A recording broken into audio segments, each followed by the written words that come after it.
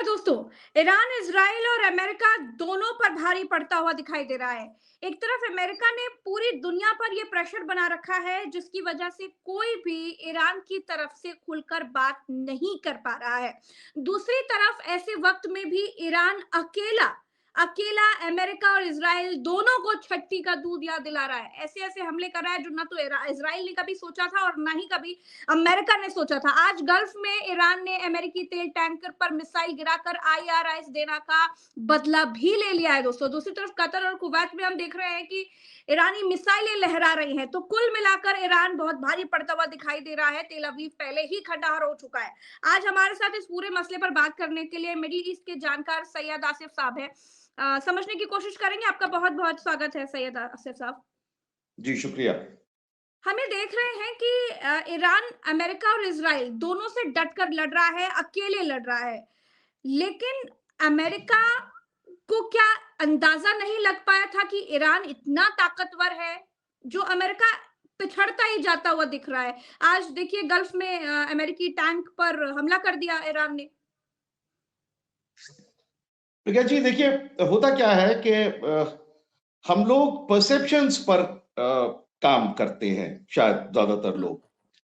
America, अगर इसको इस तरह से देखूं कि एक जो परसेप्शन था वो ये था कि, और जो उनकी शायद स्ट्रेटजी रही होगी, पहले ही हमले में इतना तेज हमला कर दो और इतना ज्यादा नुकसान कर दो, रहबर को मार दो, तो उनकी शहादत से, और जो अंदर, इसको किसी ने भी डिनाई नहीं किया है और ये सच है कि ईरान के अंदर एक बड़ी संख्या में लोग ऐसे हैं जो सरकार से खुश नहीं है। और ये सिर्फ ईरान में नहीं है, दुनिया के किसी भी कंट्री लेकिन में वो आप तो चले ईरान की जाइए। प्रॉब्लम हुई ना। अब कोई और देश, अमेरिका जैसा देश जो दुनिया का दादा बनना चाहता है, वो गुंडा बन करके क्या किसी देश के सुप्रीम लीडर को ऐसे आतंकियों की तरह मार देगा?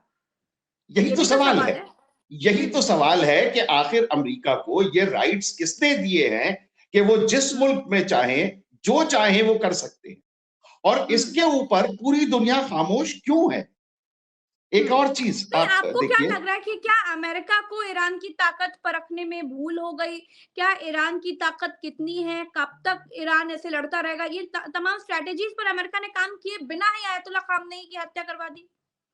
प्रिया जी, जब से ये सब शुरू हुआ है, मैं एक चीज देख रहा हूं, किसी ने अभी तक इस पॉइंट को हाईलाइट नहीं किया है। दुनिया का इस वक्त शायद कोई भी देश ऐसा नहीं है, इंक्लूडिंग अमेरिका। दुनिया का कोई देश ऐसा नहीं है, शायद हो सकता है नॉर्थ कोरिया में ये बात हो, जो ये कहे कि उसे बाहर का कोई प्रेशर नहीं है। हम अगर अपनी बात करें तो हमारे ऊपर बाहर के देशों के, एजेंसीज के बहुत सारे हमारे ऊपर देनदारी है, लोन है बहुत सारे। ज्यादातर मुल्कों के साथ यही है कि उनके कुछ ना कुछ ऐसे। ईरान दुनिया का इकलौता देश है सिर्फ जिसको किसी दूसरी कंट्री से किसी तरह का कोई यानी दबाव नहीं है। किसी से उन्होंने लोन नहीं ले रखा है, किसी से उनका कोई ऐसा एग्रीमेंट नहीं है। उनको अपनी सेफ्टी सिक्योरिटी की तरह, जैसे मिडिल ईस्ट के दूसरे कंट्रीज हैं, अपनी सेफ्टी और सिक्योरिटी के लिए तो उनको स्पेन भी अमेरिका तो की तरफ अमेरिका का नहीं मित्र देखना रहा है। है, लेकिन स्पेन ने खुलकर मना कर दिया कि हम आपको अपने एयर बेसेस नहीं देंगे ईरान पर हमला करने के लिए। ब्रिटेन ने भी मना कर दिया और ब्रिटेन से तो इनको वापस लौटना पड़ गया, अपने जहाज वापस उल्टे पांव मंगाने पड़ गए। तो दबाव तो वहां भी उससे काम आगे नहीं आया जाइए, ना। उससे आगे जाइए, स्पेन ने तो आज एफ वर्ड जो कहना चाहिए, स्पेन ने यूज किया और कहा कि हम बिल्कुल इस मामले में आपके साथ नहीं है। तो अब तो बात कैसा यहां दबाव तक है? आ गई कि लोग ट्रंप को गाली दे रहे हैं। जी हाँ, राजनयिक लेवल पर ये बहुत बिल्कुल। बड़ी एक ऐसी घटना है जो आमतौर पर नहीं देखने में आती है। तो अब तो मामला यहां तक बिगड़ चुका है। ईरान के मामले में अमेरिका ने बिल्कुल कैलकुलेशन का, उनके जो है वो मिस जजमेंट है ये। शायद उन्होंने ईरान को जिस तरह से सोचा था उस तरह से नहीं। हालांकि उनके पास दुनिया की सबसे अच्छी इंटेलिजेंस है, अमेरिका के पास भी और इजराइल के पास भी। उनको बिल्कुल ये पता होगा कि ईरान के पास कितने मिसाइल हैं और क्या क्या उन्होंने और डेवलप कर रखा है। और ये तो बात साबित हो गई है, रहबर के कत्ल में, उनकी शहादत में ये साबित हो गई है कि मोसाद के एजेंट्स कहां तक अंदर घुसे हुए हैं। तो ऐसा तो नहीं है कि अमेरिका को ये नहीं पता था कि ईरान की असल ताकत कितनी है। हाँ, शायद ये बात इस पर आती है कि इस जज्बे का, ये जो उनके अंदर का जो ईरानियों के बीच ईरानी जनता के अंदर जो लड़ने का ये जज्बा है, जो शहादत का ये जज्बा है कि लोग सड़कों पे खड़े हो गए कि मिसाइल मार दो हमारे ऊपर, ये जो चीज है, ये जज्बा आप कहां से लाएंगे? और ये तो पुरानी कहावत है कि वो जिसके दिल से मौत का खौफ निकल जाए, उससे फिर दुनिया का कोई आदमी उससे जीत नहीं सकता। ईरान आज वहीं पर है जहां उसने कह दिया कि हमें अब आप मौत से मत डराइए। अमेरिका अब किस चीज से डराएगा? नहीं, ईरान ने देखिए, सॉरी माफ कीजिएगा, अमेरिका ने कोशिश हर जगह की दादा बन करके सत्ता पलटने की, कहीं जेनजी को भड़काकर क्रांति करवा दी, कहीं के राष्ट्रपति को ही उठा करके ले आए। तो ऐसी तमाम चीजें अमेरिका ने दादागिरी में करने की कोशिश की, लेकिन ईरान एक ऐसी जगह है जहां पर अमेरिका के पांव उखड़ रहे हैं। तो एक बात बताइए, सत्ता पलटवार करने के लिए आपको मिसाइलों की जरूरत क्यों है? आपको ड्रोन्स की जरूरत क्यों है? आपको ये बवाल करने की जरूरत क्यों है? नहीं, उससे पहले तो सवाल यह है कि आपको एक चुनी हुई सरकार को बदलने का आपके वाले आप कौन होते हैं? yes. किसी भी देश की सरकार के बदलने वाले आप कौन होते हैं? ये उस देश की जनता का काम है, वो तय करेंगे कि उनको बदलना है कि नहीं बदलना है, और अगर बदलना है तो कब बदलना है और कैसे बदलना है और किसको लाना है। आप ये कह रहे हैं कि हम वो उसको ले आए जिसको वो 40 साल पहले उठा के कूड़े में फेंक चुके हैं, उसे आप कह रहे हैं कि उस वंश को वो दोबारा ले आए, अपने ऊपर राजशाही दोबारा थोप लें। खामनेई साहब का एक फतवा है जिसमें उन्होंने कहा कि राजशाही, ये पूरे मिडल ईस्ट के लिए है, उन्होंने कहा राजशाही इस्लाम में हराम है। और ये हकीकत है, कुरान का एक कुरान की आयत है प्रज्ञा जी, मैं आपको बताऊं, जिसमें प्रॉफिट सोलेमन की बात है। सुलेमान, प्रॉफिट सुलेमान जो नबी भी थे और राजा भी थे, तो कुरान में उनके लिए जो आयत है वो कुछ यूं है कि आई एम सॉरी, माफ कीजिएगा। कुरान में उनके लिए जो आयत है प्रॉफिट सोलेमन के लिए या सुलेमान के लिए, वो यूं है कि हमने, यानी खुदा ये कह रहा है कि हमने तुमको बादशाहत दी, राज दिया, और ऐसा दिया कि अब इसके बाद किसी को नहीं देंगे। तो इसका मतलब है कि कुरान की रोशनी में अगर हम देखें तो हजरत सुलेमान के बाद जितने बादशाह हैं वो सब इस्लाम के हिसाब से, उनमें से कोई भी बादशाह इस्लाम के हिसाब से वैलिड नहीं है।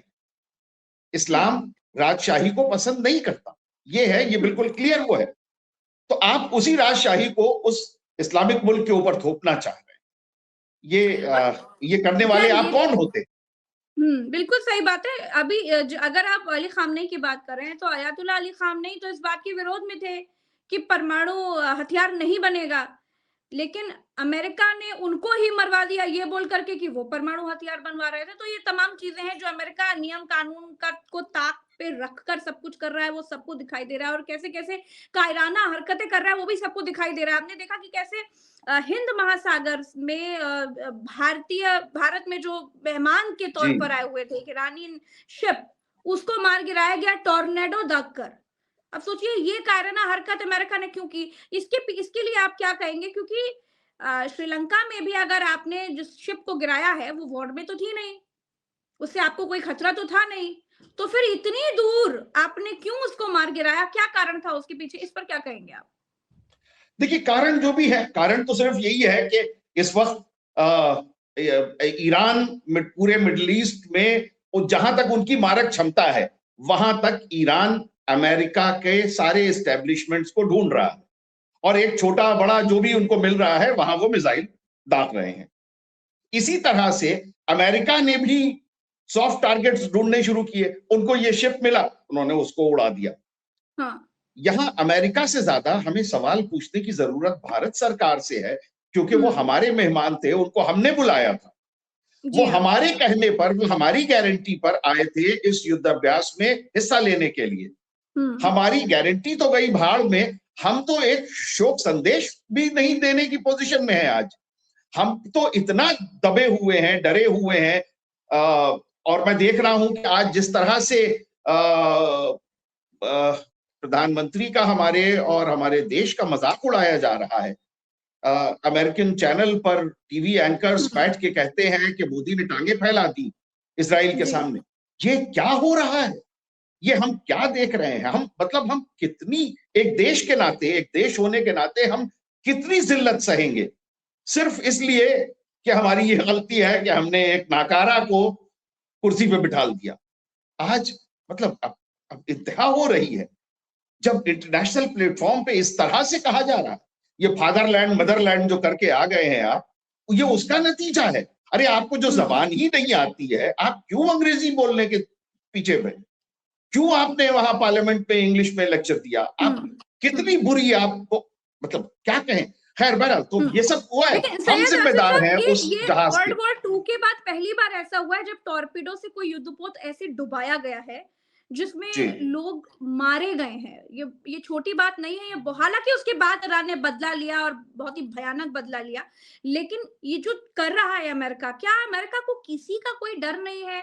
अमेरिका एकदम अब खुले तौर पर गुंडाई करने पर उतर आया है। प्रज्ञा जी, एक चीज देखिए, अमेरिका ने पूरी दुनिया में जो भी किया हो, जैसे भी किया हो, अपनी गुंडागर्दी दादागिरी चलाई हो, जी जी मगर क्या तारीख आप पलट के देख लीजिए, इतिहास के पन्ने पलट के देख लीजिए, अमेरिका की क्या कोई दादागिरी खुमैनी साहब के आने के बाद ईरान पर कभी किसी तरह की कोई दादागिरी का कुछ भी असर हुआ है? मैं आपको बहुत शुरू की एक बात बताऊं। जब खुमैनी साहब, बिल्कुल जब उन्होंने सत्ता परिवर्तन हुआ और वो उनकी रिजीम आई, उस टाइम, उसके कुछ दिनों बाद एक एक शिप आया ईरान के जहाज, ईरान के बंदरगाह पर, जो पता चला कि अमेरिका से आया है। ये प्राइवेट शिप था, इसका सरकार से कोई लेना देना नहीं। और ये शिप आया था लिकर लेके, शराब लेके। खुमैनी साहब को बताया गया कि इस तरह से ये शिप आया है, ये हमने ऑर्डर किया था, जब शाह थे तब हमने ऑर्डर किया था, अब ये शिप आया है, अब इसका क्या करना है? खुमैनी साहब ने कहा इस शिप को वहीं पर डिस्ट्रॉय कर दो और इसका पूरा कंपनसेशन उस कंपनी को पे करो। ये अमेरिका के लिए उनका एक वो था। फिर उसके बाद वो याद होगा, आज तक ने उसका बड़ा गूफअप किया और अपना मजाक उड़वाया कि जो उन्होंने एम्बेसी का स्टाफ जो उन्होंने बंधक बना लिया था और जिसके बदले उन्होंने अमेरिका को नाक रगड़वा दी, अमेरिका को घुटने पे ला दिया, अमेरिका की ऐसी तैसी हो गई। इतना, मेरे ख्याल से अमेरिका का इससे ज्यादा एम्बेरसमेंट का मूवमेंट पूरी हिस्ट्री में नहीं है कोई दूसरा, जितना ईरान ने किया। उसके बाद एक और मैं आपको बताऊं, शायद उसका नाम ऑपरेशन डिजर्ट स्टॉर्म था या क्या कुछ ऐसा ही नाम था। अमेरिका ने, यही जो अभी हुआ है वेनेजुएला में, इसी तरह का एक ऑपरेशन अमेरिका ने किया कि खुमैनी साहब को खामोशी से उठा लाया जाए। अगर वो ऑपरेशन सक्सेसफुल हो गया होता तो आज हम कहते कि ये मदुरो को जैसे उठा के लाए हैं, ये वैसा ही है जैसे खुमैनी को। तो खैर, वो ईरान के एडमिनिस्ट्रेशन को, ईरान की खुफिया तंत्र को कुछ पता नहीं था। अमेरिका के हेलीकॉप्टर्स ईरान में उतरे और उनका ये था कि वो जाएंगे, उनके ऑपरेटिव्स, और जाके खुमैनी साहब को उठा के लाके और अमेरिका ले आएंगे।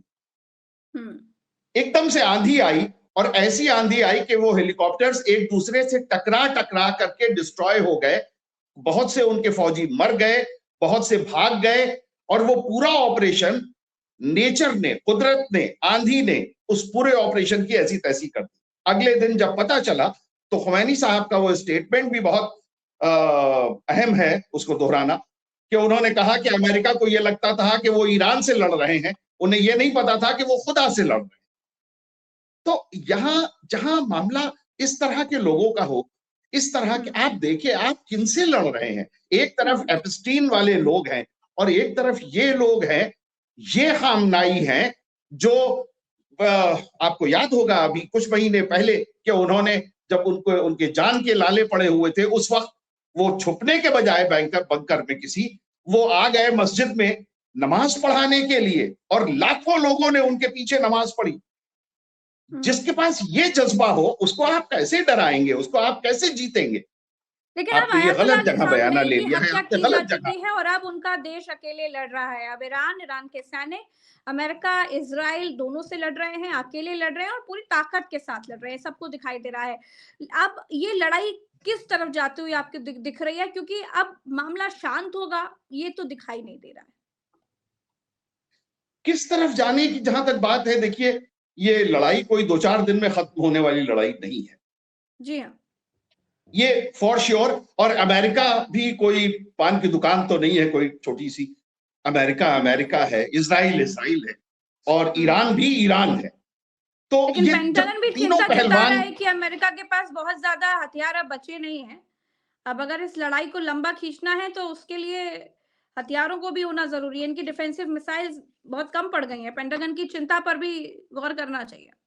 नहीं नहीं, ऐसा बिल्कुल नहीं है। और अगर ऐसा है भी, मान लीजिए कि अगर किसी एक पर्टिकुलर जोन में अगर उनके पास कोई हुँ। हथियार कम हो, तो हाँ, हाँ। अब अभी तो बात यहां तक है कि वो ट्रंप कह रहे हैं कि अब हम अपनी आर्मी भेजेंगे, यानी हुँ। जमीन के हाँ, हाँ, ऊपर अब ज़मीन लड़ाई, पर भेजेंगे। हाँ, है ना। कुर्दिश तो सेना वो हो भेजने की सकता है बात कि है। वो आर्मी के ऊपर आ जाए, मगर हुँ, यहां भी काम चलने वाला नहीं है। आप आर्मी भेजेंगे तो ईरान में भी आर्मी मौजूद है, और हुँ, फिर ईरान ही नहीं, फिर इराक के भी लोग आ जाएंगे, क्योंकि इराक में कोई सरकारी आर्मी नहीं है। इराक में जो भी आर्मी है वो सारे प्राइवेट मिलिशिया है, तो वो सारा आ जाएगा। और फिर यमन आ जाएगा, फिर अंसारुल्लाह आ जाएगा, उधर से हुती के लोग आ जाएंगे, ये सब आ जाएंगे।